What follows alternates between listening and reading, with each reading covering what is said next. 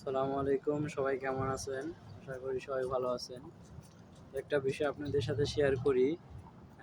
সেটা হচ্ছে যে সৌদি আরবে যে ট্রাফিক যে আইনটা এটা খুবই মারাত্মক করা এবং কি খুবই আ আপনার বিশাল অঙ্কের জরিমানা হতে পারে এমন কিছু আইন আছে।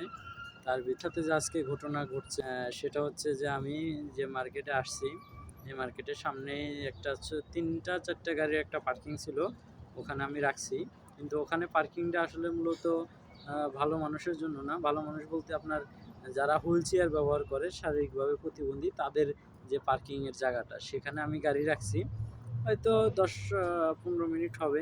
গাড়িটা রেখে শুধু আমি একটা দোকানে গেছি যে আমি এখান থেকে আবার চলে যাব। তো এসে দেখি পুলিশ আমার গাড়ির আ ছবি তুলতেছে।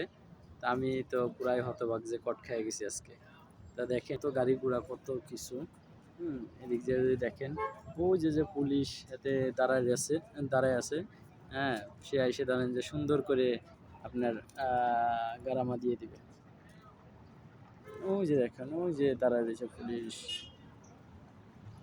এ হচ্ছে যে আপনার সিগন্যাল এখানে আপনার আ বা সবসময় পুলিশ আপনার যদি দেখে যে একটা গাড়ি রাইখা গেছে, তাহলে সে আইসা সুন্দর করে ছবি তুলে আপনাকে জরিমানা দিয়ে দিবে।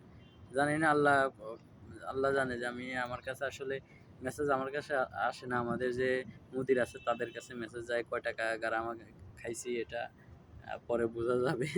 জানি না আল্লাহ কি আছে কপালে কয় টাকা গারামা দিছে।